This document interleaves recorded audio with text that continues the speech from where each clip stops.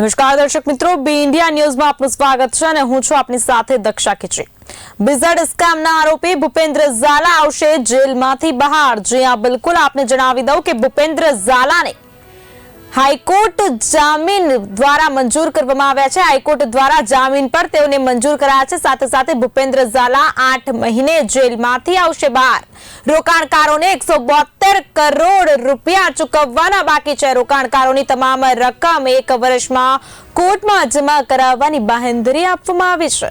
BZ financial સર્વિસીસની ભાગીદારી પેઢી બનાવી કૌભાંડ આચર્યાનો આક્ષેપ હતો। જ્યાં બિલકુલ વિગતવાર જો વાત કરીએ તો સીઆઈડી ક્રાઇમે બીઝેડ સ્કેમમાં આરોપી ભૂપેન્દ્ર ઝાલા સામે 6000 કરોડના સ્કેમની નોંધેલી મૂળ ફરિયાદમાં ભૂપેન્દ્ર ઝાલાએ એડવોકેટ વિરલ પંચાલ મારફતે ગુજરાત હાઈકોર્ટમાં રેગ્યુલર જામીન અરજી દાખલ કરી હતી।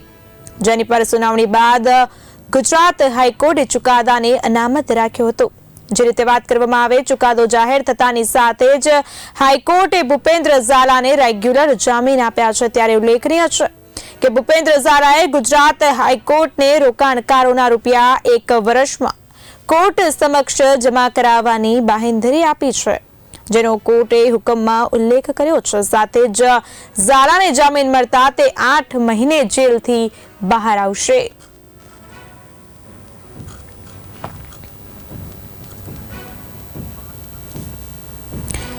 મહત્વના સમાચાર, રોકાણકારોને 172 કરોડ રૂપિયા ચૂકવવાના બાકી હોય। સમગ્ર મામલે વિગતવાર વાત કરીએ તો અરજદાર વતી રજૂઆત કરવામાં આવી હતી કે આરોપી ડિસેમ્બર મહિનાથી જ જેલમાં છે। તે બાદ હાઈકોર્ટ દ્વારા જામીન મંજૂર કરાયા હોવાનું હાલમાં સામે આવ્યું છે।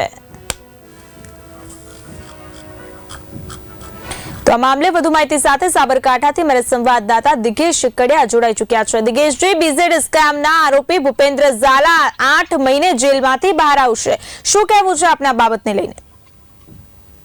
જી ચોક્કસથી જો જે પ્રમાણે વાત કરવામાં આવે તો સાબરકાંઠામાં આ પ્રકારની જે ઘટના છે તે છાસવારે બનતી હોય છે। બીઝેડ પહેલા એક મનીષ સગુન ગ્રુપ ચાલતું હતું, તે પણ આ જ રીતની સ્કીમ આપતી હતી અને તેની પણ સીઆઈડી ક્રાઇમ દ્વારા ધરપકડ કરવામાં આવી હતી અને પછી જે કોર્ટ અને પોલીસ દ્વારા જે પ્રોસેસ હોય તે પૂર્ણ કરવામાં આવી હતી। ત્યારબાદ હવે બીઝેડની ચોક્કસથી વાત કરવામાં આવે, છેલ્લા 5 વર્ષથી બીઝેડ જે છે તે પોતાની અલગ અલગ ઓફિસોથી ઊંચા વ્યાજદર લોકોને આપવાની લાલચ ન કહી શકાય, પરંતુ આપતા પણ હતા, બરાબર।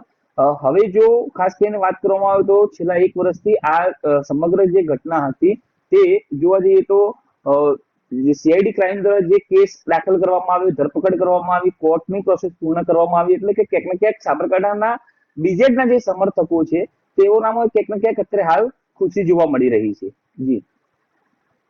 જી બિલકુલથી મહત્વનું છે કે સાબરકાંઠાથી સમગ્ર જે કૌભાંડ છે બહાર આવ્યું હતું, કેવી રીતે આ સમગ્ર નેટવર્ક ચાલતું હતું ને ખરેખર કેટલાનું આ કૌભાંડ હતું? ચોક્કસથી વાત કરવામાં આવે તો સૌ પ્રથમ બીઝેડ દ્વારા જે કંપનીની સ્થાપના કરવામાં આવી હતી તે રણાસણ, તલોદ તાલુકાનું રણાસણ છે, ત્યાં આગળ મુખ્ય ઓફિસ બનાવવામાં આવી હતી। ત્યારબાદ જે બીઝેડનો જે ધંધો છે તે ફૂલ્યો ફાલ્યો અને ત્યારબાદ જેમ જેમ રોકાણકારોએ રોકાણ કર્યું તે બાદ વધુ ઓફિસો જરૂરિયાત મુજબ સમગ્ર ગુજરાતની અંદર સ્થાપવામાં આવી હતી અને અલગ અલગ એજન્ટો મારફતે આખી જે સ્કીમ હતી તે ચાલી રહી હતી। મોસ્ટ ઓફ વાત કરવામાં આવે તો આ જે સ્કીમ હતી એ સ્કીમની અંદર ક્લાસ 1 અધિકારી, ક્લાસ 2 અધિકારી અને શિક્ષકોનો સૌથી વધુ ફાળો અને સૌથી વધુ પૈસા આ લોકોના અંદર રોકાણકારોએ રોક્યા હતા। સામાન્ય રીતે વાત કરવામાં આવે તો બીજી તરફ એ પણ જાણવા મળ્યું કે સાબરકાંઠાના જે ક્લાસ 1, ક્લાસ 2 અધિકારી જે રિટાયરમેન્ટ થઈ ગયેલા છે તે લોકોએ જે પૈસાનું રોકાણ કર્યું છે એ લોકોએ સિંગલ એક પણ ફરિયાદ અથવા સીઆઈડીમાં નિવેદન પણ લખાવ્યું નથી, કારણ કે એ લોકોને ખ્યાલ છે કે સીઆઈડી અથવા કોઈ પોલીસમાં ફરિયાદ કરવાથી એમનો પોતાનો પણ ભાંડો ફૂટી શકે, તે માટે તે લોકોએ તેમના પૈસા જે છે તે જતા કર્યા છે। અને ખાસ કરીને એકલ દોકલ આપણે માની લઈએ કે કદાચ 1 લાખ, 2 લાખ, 5 લાખ એવા નહિવત કેસમાં બહુ ઓછા રોકાણકારોએ રોકાણ કર્યું છે। એટલે કે જો એક તરફી વાત કરવામાં આવે તો બીઝેડને અત્યારે હાલ સિક્યુરિટી મળી ગઈ કહેવાય। જો બીઝેડ ભૂપેન્દ્રસિંહ ઝાલા આજે જે પ્રમાણેની વાત છે કે હાઈકોર્ટ દ્વારા તેમને શરતી જામીન આપવામાં આવ્યા છે ને જેલ મુક્ત કરવાનો ઓર્ડર કરવામાં આવ્યો છે। એક વસ્તુ સમજી લો, બીઝેડ જે છે તે છૂટ્યા પછી પોલીસ અને કોર્ટનો જે છે એ સિક્યુરિટીમાં રહેશે, એટલે કે કોઈ પણ વ્યક્તિ જે છે તે પર્સનલી પૈસા બીજેડ જોડે માગી નહીં શકે. એટલે બીજેડ ની જે પણ મિલકતો ટાંચમાં લેવામાં આવી હતી તે પણ કોર્ટ અને સીઆઈડી દ્વારા જે કાર્યવાહી છે તે કરવામાં આવી. એટલે કે સમજી લો કે સામાન્ય રીતે કોઈ વ્યક્તિ એવું હોય કે ભાઈ બીજેડ જોડેથી છૂટ્યા પછી એમને કહીએ કે ભાઈ અમારો રોકાયેલા નાણાં જે છે તે પરત આપો, તો બિલકુલ વાત એ ખોટી છે. કારણ કે હવે કોર્ટ અને સીઆઈડી દ્વારા જે કાર્યવાહી કરવામાં આવશે તે જ માન્ય રાખવામાં આવનાર છે. જી ચોક્કસથી દિગેશજી, જે પોન્ઝી સ્કીમનું કૌભાંડ સામે આવ્યું છે, ખરેખર સમગ્ર નેટવર્ક શું છે અને કેવી રીતે ચાલતું હતું આ નેટવર્ક, તેના સંદર્ભે વિગતવાર જણાવશો. જો બીજેડ ભૂપેન્દ્રસિંહ ઝાલા જે છે તે સામાન્ય માણસ હતો. સામાન્ય માણસમાંથી કોલેજ પૂર્ણ કરી આ એક વ્યવસાયની અંદર એને અનુભવ લીધા. અનુભવ પ્રમાણે લોકોને લાલચો આપી. 5% શરૂઆતની વાત કરીએ તો 15%, 20% સુધીનું કમિશન ભૂપેન્દ્રસિંહ ઝાલાને જે કંપની છે બીજેડ તેના દ્વારા આપવામાં આવ્યું હતું. અને બીજી વાત કરવામાં આવે તો 2024 ના જે નવેમ્બર માસ સુધી જે લોકોને વ્યાજ આપતા હતા એ નિયમિતપણે મળતું હતું. પરંતુ મુખ્ય વાત એ છે કે આ જે લોભામણી અને લાલચવાળી જે સ્કીમ હતી એ દૂર સુધી ચાલી શકે તેમ ન હતી. ક્યાંક ને ક્યાંક સરકાર અથવા તો મીડિયા મારફતે ક્યાંક ને ક્યાંક આનો જે ઘટસ્ફોટ છે તે થવાનો ફરજિયાત હતો. તે પહેલા જ 2024 નવેમ્બરમાં આનો જે ઘટસ્ફોટ હતો એ થઈ ગયો. તેના વિરુદ્ધ કાર્યવાહી થઈ. ખાસ કરીને વાત કરવામાં આવે તો આ બીજેડ જે ભૂપેન્દ્રસિંહ ઝાલા જે છે તે વ્યક્તિ કોલેજ પૂર્ણ કરી આ ધંધામાં ઝંપલાવ્યું અને ધંધામાં એને ફાવત આવતા આ જે છે રોકાણકારો મોસ્ટ ઓફ સાબરકાંઠાની જો વાત કરવામાં આવે તો સાબરકાંઠામાં સૌથી વધુ રોકાણકારો જો હોય તો મેં જે પ્રમાણે કહ્યું એ પ્રમાણે કે ક્લાસ 1 અધિકારીઓ, આઈપીએસ અધિકારીઓ. એટલે કે સીધું જ કહી શકાય કે બીજેડ સાથે જે સામાન્ય નાગરિક જે છે તે લગભગ બહુ નહિવતમાં છે. કદાચ 2-5 લાખ રૂપિયા વાળા હું નથી માનતો કે બહુ ક્લાયન્ટો એની પાસે હોય. એટલે કે એનું જે સીધો જ વહીવટ હતો, જે ક્લાસ 1 અધિકારી રાજકીય નેતાઓ જોડે સીધો જ વહીવટ હતો. બીજી બાજુમાં વાત કરવામાં આવે તો ફાઇનાન્શિયલ ટ્રસ્ટેબલ થતા તેને રાજકારણમાં ઝંપલાવ્યું.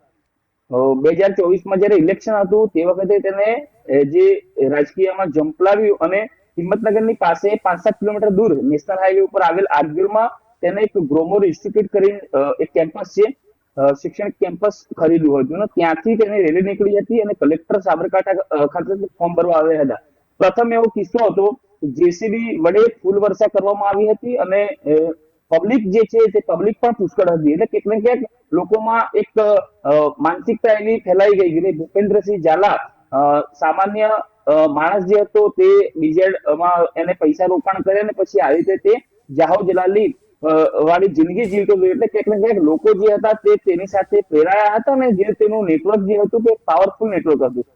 તમે બીજી વસ્તુ બી નોંધ કરી દેજો, છેલ્લા 1 મહિનાથી સાબરકાંઠાના સોશિયલ મીડિયાની અંદર આ એક વાયરલ થઈ રહ્યું હતું કે બીજેડ કમિંગ સૂન, શેર બહાર આ રહ્યા છે. આ રીતના અલગ અલગ પોસ્ટરો જે છે તે બહાર આવી રહ્યા હતા. તો બીજી તરફ સામાન્ય રીતે જો વાત કરવામાં આવે તો 2024માં જે ઇલેક્શન હતું તેમાં ભાજપ અને કોંગ્રેસ બંનેના ક્યાંક ને ક્યાંક જે અંદર વિરોધ જે લોકોના હતા તેમાં બીજેડ જે હતા, જે લોકો વિરોધ કરી રહ્યા હતા તે લોકો બીજેડના સમર્થનમાં હતા. ભાજપની અંદર જેટલા બી કાર્યકરો હતા તે લોકોને ટિકિટ આપવાને લઈને ક્યાંક ને ક્યાંક મનદુખના કારણે તમામ લોકો જે છે તે બીજેડ પાસે હતા. એટલે બીજેડની જે નામના છે તે સાબરકાંઠા અને અરવલ્લીમાં ખૂબ મોટી નામના થઈ હતી. પરંતુ આજે નવેમ્બર 2024માં જે સીઆઈડી દ્વારા જે કેસ દાખલ કરવામાં આવ્યો ત્યારબાદ ધરપકડ લઈને તમામ જે પ્રોસેસ થઈ, આજે બી વાત કરવામાં આવે તો હાલ જે બીજેડના સમર્થકો છે તે રાહ જોઈ બેઠા છે. તમે લખવું હોય તો લખી રાખજો, બીજેડ હાઈકોર્ટમાંથી છૂટ્યા પછી તેનો સાબરકાંઠા અરવલ્લીમાં ભવ્યથી ભવ્ય વરઘોડો નીકળશે.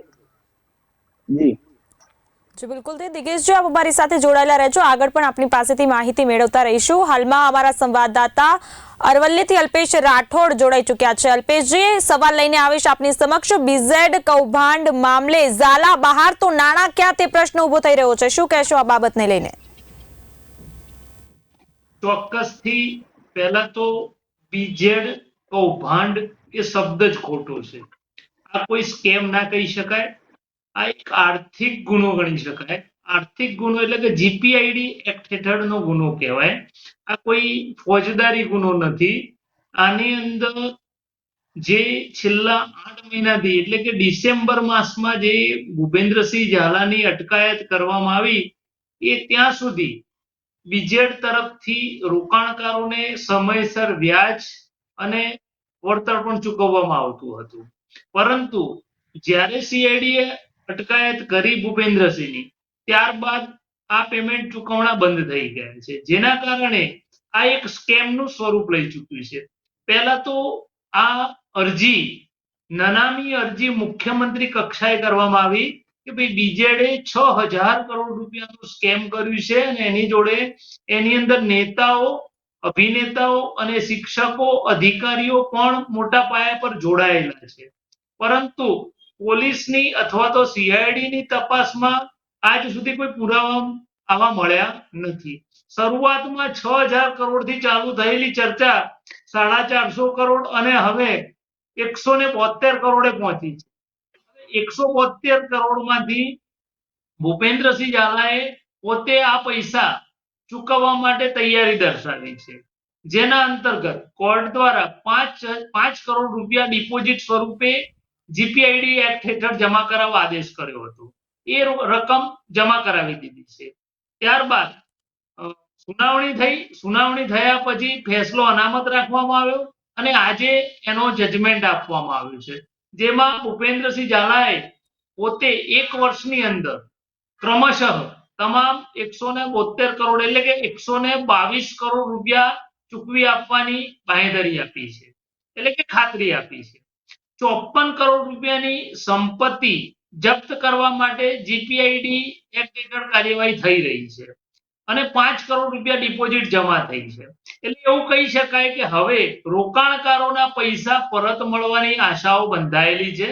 એટલે રોકાણકારો પણ હાશકારો અનુભવી રહ્યા છે. જી જી બિલકુલ થી અલ્પેશજી, આજે પોન્ઝી સ્કીમનું સમગ્ર જે સ્કીમ હતી તે ખરેખર શું હતી તેના સંદર્ભે વિગતવાર જણાવશો.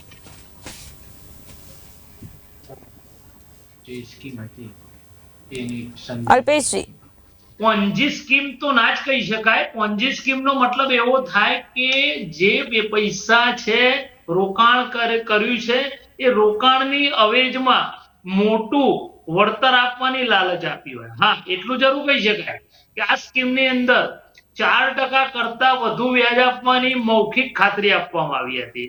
એટલે કે બીજા નંબરમાં જ્યારે આ સ્કેમની વાત આવી ત્યારે મોટો આંકડો બહાર આવ્યો હતો. પરંતુ જેમ જેમ નિવેદનો લેવામાં આવ્યા ત્યારે ખબર પડી કે ભાઈ આ તો આંકડો સાવ નાનો છે. આજ સુધીમાં હજારો, મોટા લાખો કરોડો રૂપિયાનું સ્કેમ ઇન્ડિયામાં બહાર આવી ચૂક્યું છે, ગુજરાતમાં પણ બહાર આવી ચૂક્યું છે. ત્યારે આ ઘટના એક પેલું ના કહેવાય કે ભાઈ કુવામાંના દેડકા જેવી ઘટના કહી શકાય. એવડું મોટું કૌભાંડ ના કહી શકાય. બીજા નંબરમાં આ સ્કેમ નથી કહેતો એના પાછળનું એક કારણ છે કે જે રોકાણ કર્યું છે, રોકાણકારોએ રોકાણ કર્યું છે, તેમને સ્પષ્ટ કહીને રોકાણ કરાવડાવવામાં આવ્યું હતું કે તમને આટલા વર્ષમાં, અને એમના અવેજમાં મને ખબર છે ત્યાં સુધી તો અવેજમાં એમને દસ્તાવેજ પણ બનાવી આવ્યા હતા. એવું નથી કે ભાઈ કોઈ કાગળ બનાવી નથી આપવામાં આવ્યા, પણ લોકોની ગેરસમજ અથવા તો એવું કહી શકાય કે ભાઈ કદાચ લાલચમાં આવી જઈ અને આ થયું. જ્યાં સુધી ડિસેમ્બર માસ સુધી અટકાયત નથી થઈ ત્યાં સુધી છેક સુધી દરેક વળતર ચૂકવવામાં આવ્યું ત્યાં સુધી કોઈ પ્રોબ્લેમ નહોતો. પરંતુ જ્યારે અટકાયત કરાઈ ત્યારે વળતર ચૂકવવાનું બંધ થઈ ગયું. જ્યારે સીઆઈડીએ અથવા તો જીપીઆઈડીએ નોટિફિકેશન બહાર પાડી અને નિવેદનો લીધા ત્યારે માત્ર ને માત્ર ફક્ત 172 કરોડનો જ આંકડો રહ્યો છે અને આ પૈસા ભૂપેન્દ્રસિંહ ઝાલા પોતે જમા કરાવવા માટે તૈયાર થયા છે ક્રમશઃ. એટલે કે હવે કોર્ટ દ્વારા જે રોકાણકારો હશે, જેને નિવેદનો આપ્યા હશે, એને આ પૈસા પરત મળવાની આશા બંધાઈ છે. જી જી બિલકુલ થી આગળ દિગેશજી, આપની પાસે આવેશ પ્રશ્ન લઈને કોર્ટ દ્વારા હાલમાં તમામ જે રોકાણકારોની રકમ છે 1 વર્ષમાં કોર્ટમાં જમા કરાવી દેવાનો હુકમ પણ કરવામાં આવ્યો છે. શું લાગી રહ્યું છે આ નિર્ણય લઈને આગામી સમયમાં કેવા પ્રકારના ચિત્રો સ્પષ્ટ થશે? જો જે પ્રમાણે એક તો સ્પષ્ટ છે કે બીજેડ ભૂપેન્દ્ર ઝાલાને જે જામીન મળે છે તે શરતી જામીન મળે છે. શરતોના આધીન જામીન મળે છે. કોર્ટે જે શરતો મેન્શન કરેલી છે એ શરતોનું પાલન કરવા સાથે જ એને જામીન આપવામાં આવે છે. એટલે કે ચોક્કસ વાત છે કે 172 કરોડનો જે આંકડો કોર્ટ દ્વારા આપવામાં આવ્યો છે તે 1 વર્ષની અંદર પૂર્ણ કરવાનો રહેશે. બીજી તરફ વાત કરવામાં આવે તો મેં જે પ્રમાણે કહ્યું એ પ્રમાણે બીઝેડ જેલમાંથી મુક્ત થયા પછી પોતે રાજા બની જશે. કેમ કે સીઆઈડી ક્રાઇમ અને કોર્ટ બંને તેને સિક્યુરિટીમાં રાખશે. તમે એક વસ્તુ સમજી લો, મારે અથવા કોઈ અન્ય વ્યક્તિને 2-5 લાખ રૂપિયાનું રોકાણ બીજેડમાં કર્યું હોય તો સીધા જ બીજેડ સાથે કોઈ પણ સંબંધ સારા હોય તો માંગી શકાશે નહીં, કારણ કે હવે સીધી કોર્ટ પ્રોસેસ થઈ ગઈ છે. એટલે ક્યાંક ને ક્યાંક હું માનું છું ત્યાં સુધી બીજેડ જે છે તે જેલમાંથી છૂટીને આવ્યા પછી તે પોતે રાજા હોય એવું મને લાગી રહ્યું છે.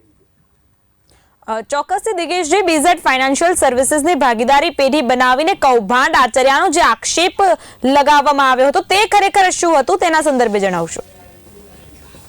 જે તે પ્રમાણે 2024ના નવેમ્બર માસમાં જે આ બીજેડની ધરપકડ થઈ ત્યારબાદ અનેક મીડિયા સંસ્થાઓએ ચલાવ્યું કે ભાઈ 500 કરોડ 400 કરોડ 300 કરોડ, તો હકીકત જે છે તે તપાસમાં બહાર આવી. હાલ જે પ્રમાણે છેલ્લે 450 કરોડની આસપાસ થઈ ગયું, પરંતુ ક્યાંક ને ક્યાંક હું એવું માનું છું કે આ આંકડો જે છે તે બીજેડ જે છે તે બીજેડના જે દસ્તાવેજી પુરાવા છે તેમાં જ સ્પષ્ટ કરી શકાય કે આ કુલ આંકડો કેટલો છે.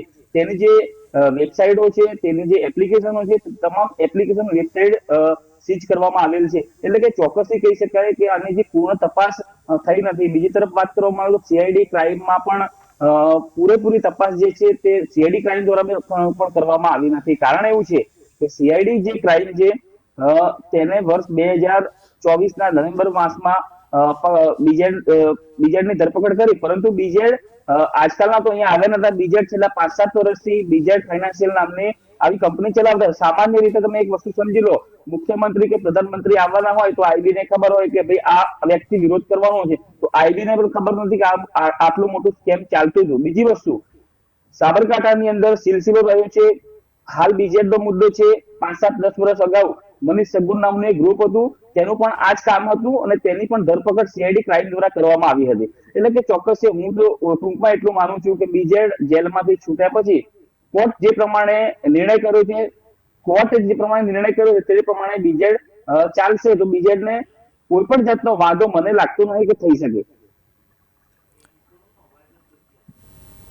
જી બિલકુલથી અલ્પેશજી, આગળ આપની સમક્ષ આવેશ પ્રશ્ન લઈને રોકાણકારોને હાલમાં 172 કરોડ રૂપિયા ચૂકવવાના બાકી છે અને મહત્વનું છે કે રોકાણકારોની જે તમામ રકમ છે 1 વર્ષમાં જ કોર્ટમાં જમા કરાવવાની બાહેંધરી આપવામાં આવી છે. આ જે બાહેંધરી છે, જે નિર્ણય લેવાયો છે, આપ કઈ રીતે આ નિર્ણયને જોઈ રહ્યા છો?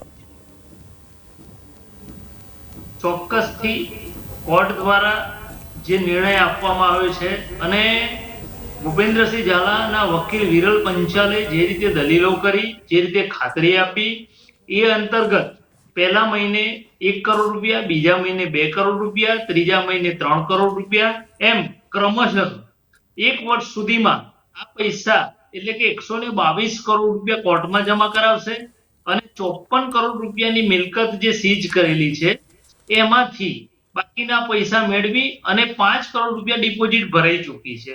એમાંથી જે પૈસા, જે નિવેદનો નોંધાવવામાં આવ્યા છે, 700 કરતા વધુ સાહેદોએ નિવેદનો આ કેસમાં આપ્યા છે. એટલે આ કેસની અંદર હવે એક રોકાણકારોને એક આશા બંધાઈ છે કે તેઓના ઘણા સમયથી જે પૈસા રોકાયેલા હતા તે પૈસા પરત મળશે અને પરત મળવાની આ સંભાવનાઓના આધારે, એટલે હું તો કહીશ કે આજે જે કોર્ટે ચુકાદો આપ્યો છે એનાથી અરવલ્લી જિલ્લામાં અને સાબરકાંઠા જિલ્લામાં રોકાણકારોના ચહેરા પર ખુશી આવી છે. રોકાણકારોના ચહેરા પર ખુશી આવી છે, એના કારણે માર્કેટમાં પૈસો ફરવાની પણ સંભાવના વધી ગઈ છે. એટલે બજાર પણ સુસ્ત બની ગયું છે, એ બજાર પણ એલર્ટ થશે. જી બિલકુલથી અલ્પેશજી અને દિગેશજી, સમગ્ર માહિતી આપવા બદલ આપનો આભાર. બીઝેડ સ્કેમના આરોપી ભૂપેન્દ્ર ઝાલા આવશે જેલમાંથી બહાર. જી હા, બિલકુલ આપને જણાવી દઉં કે બીઝેડ સ્કેમના આરોપી ભૂપેન્દ્ર ઝાલાને હાઈકોર્ટના જામીન 8 મહિને જેલ બહાર આવશે. સાથે સાથે રોકાણકારોની તમામ રકમ 1 વર્ષમાં કોર્ટમાં જમા કરાવવાની બાંહેધરી પણ આપવામાં આવી છે. સીઆઈડી ક્રાઇમે બીઝેડ સ્કેમમાં આરોપી ભૂપેન્દ્ર ઝાલા સામે 6000 કરોડના સ્કેમની નોંધેલી મૂળ ફરિયાદમાં ભૂપેન્દ્ર ઝાલાએ એડવોકેટ વિરલ પંચાલ મારફતે ગુજરાત હાઈકોર્ટમાં રેગ્યુલર જામીન અરજી દાખલ કરી હતી, જેની સુનાવણી પર ગુજરાત હાઈકોર્ટે ચુકાદાને અનામત રાખ્યો, સાથે સાથે ચુકાદો જાહેર થતાની સાથે જ હાઈકોર્ટે ભૂપેન્દ્ર ઝાલાને રેગ્યુલર જામીન આપ્યા છે। જે રીતે વાત કરવામાં આવે, ભૂપેન્દ્ર ઝાલાએ ગુજરાત હાઈકોર્ટને રોકાણકારોના રૂપિયા જે છે 1 વર્ષમાં જ કોર્ટ સમક્ષ જમા કરાવવા બાહેંધરી આપી છે।